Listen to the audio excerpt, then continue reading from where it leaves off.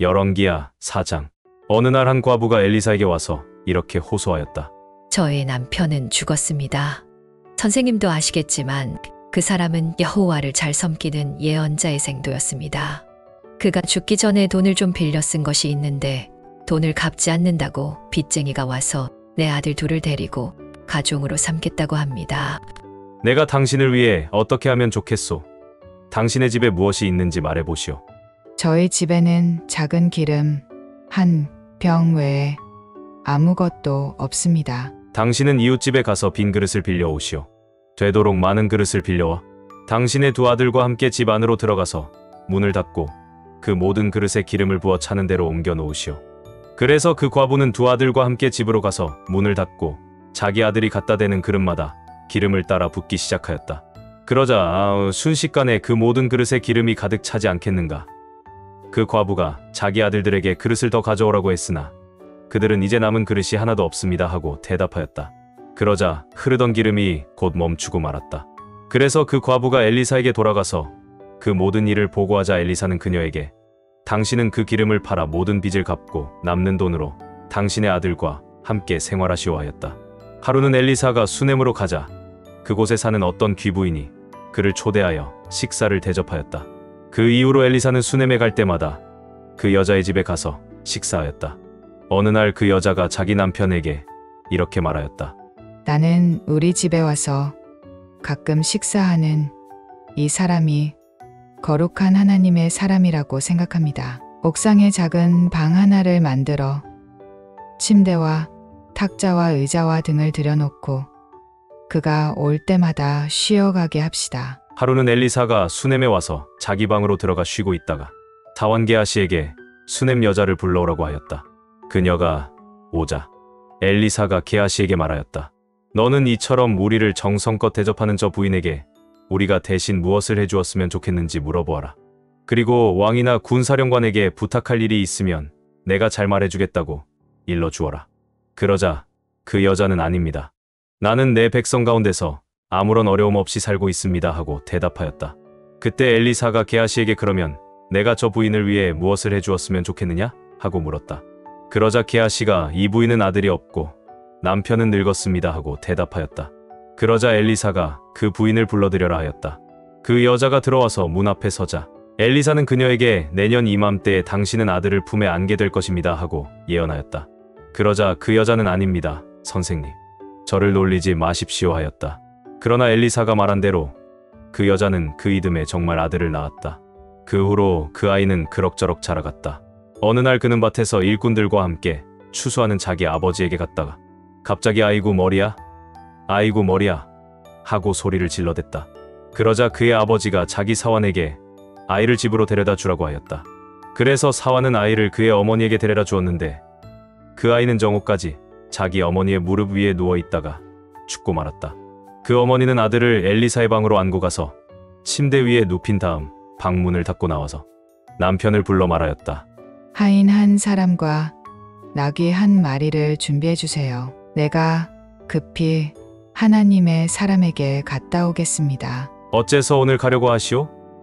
오늘은 초하루도 안식일도 아니지 않소. 별일은 아닙니다만 갔다 와야겠습니다. 그러고서 그 여자는 나귀를 타고 자기 사환에게 될 수 있는 대로 급히 몰아라. 내 지시가 있을 때까지 속도를 늦춰서는 안 된다 하였다. 그녀가 갈멜산에 이르자 엘리사는 멀리서 그녀를 보고 자기 사환 게하시에게 말하였다. 보라, 저기 수넴 여자가 오고 있다. 너는 달려가서 무슨 일인지 알아보고 남편과 아이가 잘 있는지 물어보아라. 그 여자는 게하시에게 모두 잘 있다고 말한 다음 산 위에 있는 엘리사에게 가서 그 앞에 엎드려 그의 발을 끌어안았다. 그때 게하시가 그 여자를 밀어내려고 하자 엘리사가 말하였다. 내버려 두어라. 무슨 괴로운 일이 있는 것 같은데 여호와께서는 아직 그 이유를 나에게 말씀해 주시지 않았다. 그러자 그 여자가 엘리사에게 말하였다. 내가 선생님에게 아들을 갖게 해달라고 부탁하였습니까? 오히려 나를 놀리지 말라고 말씀드리지 않았습니까? 이때 엘리사가 게하시를 보고 이렇게 말하였다. 너는 서둘러 내 지팡이를 가지고 가거라. 가다가 아무에게도 인사하지 말며 다른 사람이 인사해도 받지 말고 급히 가서 지팡이를 그 아이 얼굴에 놓아라. 그러나 그 여자가 엘리사에게 내가 여호와의 이름으로 맹세하지만 선생님이 살아계시는 한 나는 선생님을 떠나지 않을 것입니다. 찾아 엘리사는 하는 수 없이 그녀를 따라갔다. 게하시가 앞서가서 엘리사의 지팡이를 그 아이 얼굴에 놓았으나 살아날 기색이 전혀 보이지 않았다. 그래서 그는 엘리사에게 돌아와서 아이가 깨어나지 않습니다 하였다. 엘리사가 도착하여 들어가 보니 아이가 침대 위에 죽어 있었다.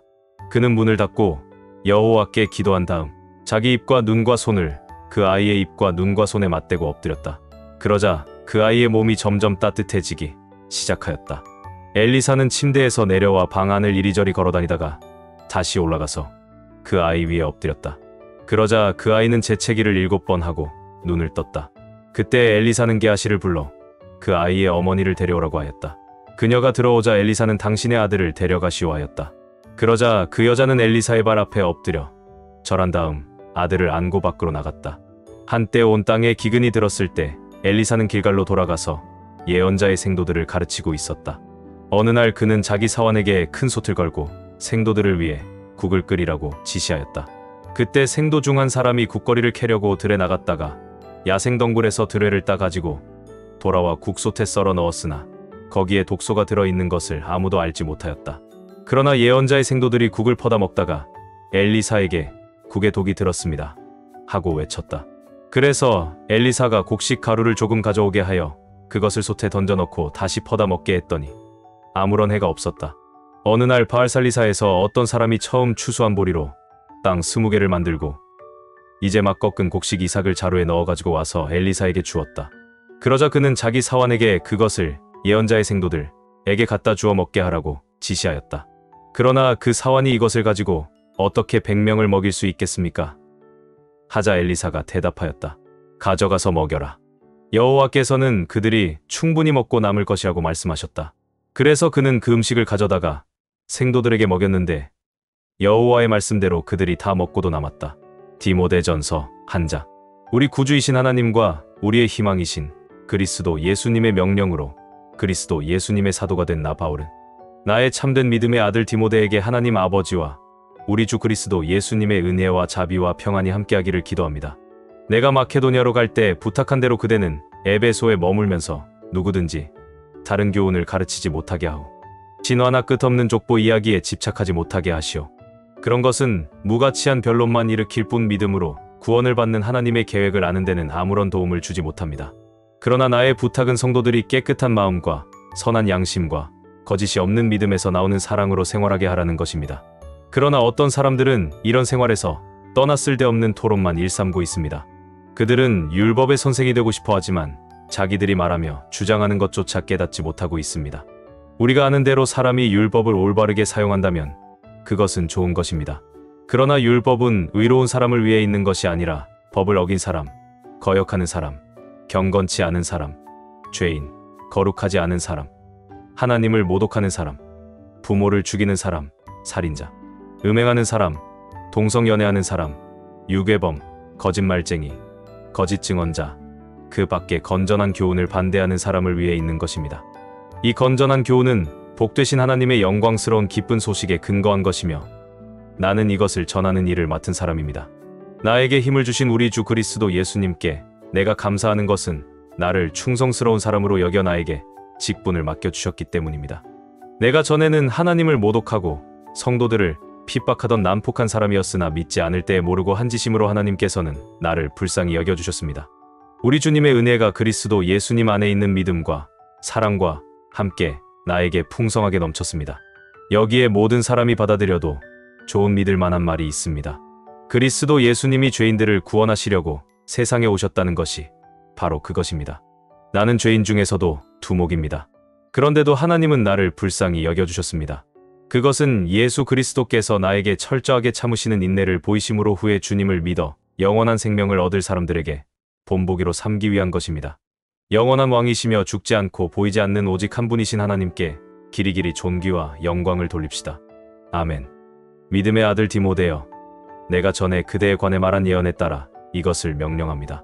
그대는 그 예언의 말씀으로 선한 싸움을 싸우며 믿음과 착한 양심을 가지시오. 어떤 사람들은 이 양심을 저버렸고 믿음을 완전히 잃어버렸습니다. 후메네오와 알렉산더가 바로 그런 사람들인데 나는 그들을 사탄에게 넘겨주어 다시는 하나님을 모독하지 못하도록 징계를 받게 했습니다. 다니엘 8장. 벨사사랑 3년에 나 다니엘은 두 번째 환상을 보게 되었다. 그 환상에서 나는 엘람도의 수산성 곁에 있는 을레 강변에 서 있었다. 내가 눈을 들어보니 두 개의 뿔을 가진 수지양 한 마리가 강가에 서 있었다. 그 수지양의 두 뿔은 모두 길었으나 나중에 난 뿔이 먼저 난 뿔보다 더 길었다. 내가 보니 그 수지양이 뿔로 서쪽과 북쪽과 남쪽을 들이받았다. 그러나 그것을 당할 짐승이 없고 그 희생자들을 구출할 자가 없으므로 그것이 제 마음대로 행하며 대단한 위세를 과시하였다. 내가 이것을 생각하고 있을 때 갑자기 수점소 한 마리가 서쪽에서 달려나와 온 땅을 누비며 다녔는데 너무 빨라 그 발이 땅에 닿지 않을 정도였다. 이 수점소는 눈과 눈 사이에 아주 큰 뿔 하나가 있었다. 그것이 내가 강가에서 본 두 뿔의 수지양에게로 무섭게 달려가더니 그 수지양을 맹렬히 공격하여 그 두 뿔을 꺾어버렸다. 수지양은 그것을 대적할 만한 힘이 없어 땅에 쓰러지고 짓밟혔으나 그것을 구해줄 자가 아무도 없었다. 그 수점소는 거만을 피우며 점점 강력해졌으나 그 위세가 절정에 달했을 때 갑자기 그 큰 뿔이 꺾이고 그 자리에 독특하게 생긴 뿔 4개가 하늘 사방으로 뻗어나왔다. 그 중 한 뿔에서 또 작은 뿔 하나가 나와 남쪽과 동쪽과 이스라엘 땅을 향하여 아주 크게 자라더니 그 세력이 하늘의 군대를 공격할 만큼 강해져 그 군대와 별 중에 며칠 땅에 던져 짓밟고 하늘의 군대 사령관을 대적하며 그에게 매일 드리는 제사를 없애고 그의 성전을 헐어버렸다. 백성들이 매일 드리는 제사를 드리지 않으며 범죄하게 되자 진리는 땅에 짓밟혔고 그 뿔은 자기 마음대로 행하며 하는 일마다 성공하였다. 그때 내가 들으니 한 천사가 다른 천사에게 이렇게 물었다. 환상에서 나타난 이 일들이 언제까지 계속될 것이며 범죄하는 일이 매일 드리는 제사를 언제까지 대신할 것인가? 하늘의 군대와 성전이 언제까지 짓밟힐 것인가? 그러자 그 천사는 그런 일은 2300일 동안 계속될 것이며 그 후에야 성전이 복구될 것이다 하고 대답하였다. 나 다니엘이 이 환상을 보고 그 뜻을 알려고 할 때 갑자기 사람 같은 형체가 내 앞에 나타났다. 그때 나는 을레 강변에서 가브리엘아, 그 환상의 뜻을 이 사람에게 말해 주어라 하는 음성을 듣게 되었다. 그가 가까이 와서 내 앞에 섰을 때 나는 너무 두려워서 얼굴을 땅에 대고 엎드렸다. 그러자 그가 나에게 사람의 아들아, 그 뜻을 깨달아 알아라. 이 환상은 세상의 종말에 관한 것이다 하고 말하였다. 그가 나에게 말하는 동안 나는 의식을 잃은 채 땅에 엎드려 있었으나 그가 나를 어루만지며 일으켜 세우고 이렇게 말하였다. 하나님이 마지막으로 진노하실 때 일어날 일을 너에게 알려주겠다. 이 환상은 역사의 마지막 사건에 관한 것이다. 내가 본 그 수지양의 두 뿔은 메디아와 페르시아의 왕들이고 털이 많은 그 수점소는 그리스를 가리키며 그 수점소의 두 눈 사이에 난 큰 뿔은 그 나라의 첫 번째 왕이다. 그 뿔이 꺾이고 대신 나온 내 뿔은 그 나라에서 일어날 내 나라를 가리킨다. 그 어느 것도 처음 나라보다 강하지 못할 것이다. 그 내 나라가 멸망할 때쯤 되어 많은 사람들이 도덕적으로 타락할 것이며 그때 아주 엄격하고 책략에 능한 왕이 일어날 것이다. 그는 대단히 강력할 것이지만 그 권세는 자기 힘으로 된 것이 아니다. 그가 장차 무자비하게 파괴하고 자기 마음대로 행할 것이며 하는 일마다 성공하여 강한 자들과 거룩한 백성을 멸할 것이다. 그는 기만술에 능하여 속이는 데 성공할 것이며 자신을 대단히 자랑스럽게 여길 것이다. 사람들이 안전하다고 생각하고 있을 때 그가 수많은 사람을 죽이고 만왕의 왕을 대적할 것이나 그는 사람의 손 하나 닿지 않아도 멸망할 것이다. 이미 너에게 설명한 대로 2300일이 지나야 성전이 회복될 것이라는 그 환상은 분명히 이루어질 것이다. 그러나 이것은 먼 훗날의 일이므로 너는 이 비밀을 아무에게도 말하지 말고 혼자 간직하여라. 그러고서 나 다니엘은 실신 상태에 빠져 여러 날을 앓다가 그 후에 일어나 왕이 맡긴 직무를 수행하였다. 그러나 나는 그 환상을 보고 무척 놀랐으며 그 뜻을 이해할 수가 없었다. 시편 116편. 여호와께서 내 기도를 듣고 응답하시니 내가 그를 사랑하게 되는구나. 그가 나에게 귀를 기울이셨으니 내가 평생 기도하리라. 사망의 위험이 나를 두르고 무덤의 공포가 나를 덮쳤으므로 나에게 고통과 슬픔이 가득하였다. 그때 내가 여호와의 이름을 부르며 여호와여, 내가 주께 간구합니다. 내 생명을 구하소서 하였다. 여호와는 은혜롭고 의로우시며 우리 하나님은 자비로운 분이시다. 여호와는 순진한 자를 보호하시는 분이시므로 내가 위험에 빠졌을 때 나를 구하셨다. 내 영혼아, 이제 너는 안식하여라. 여호와께서 너에게 은혜를 베푸셨다. 여호와께서 나를 죽음에서 구하시고 내 눈물을 그치게 하셨으며 내 발이 넘어지지 않게 하셨으니 내가 이 생존 세계에서 하나님의 뜻대로 살리라. 내가 믿었으므로 말하였다. 나는 큰 고통을 당하고 있다. 내가 엉겁결에 모든 사람은 거짓말쟁이다 하였다. 여호와께서 나에게 베푼 모든 은혜를 내가 어떻게 보답할까? 내가 구원의 잔을 들고 여호와의 이름을 부르며 여호와의 모든 백성 앞에서 그에게 나의 서약을 이행하리라. 여호와께서는 성도의 죽음을 소중하게 보신다. 여호와여, 나는 주의 종입니다. 내 어머니처럼 내가 주를 섬기겠습니다. 주는 나를 속박에서 풀어주셨습니다. 내가 주께 감사의 제사를 드리고 여호와께 경배하겠습니다. 내가 여호와의 모든 백성 앞에서 예루살렘의 성전들에서 내가 서약한 것을 주께 이행하겠습니다. 여호와를 찬양하라.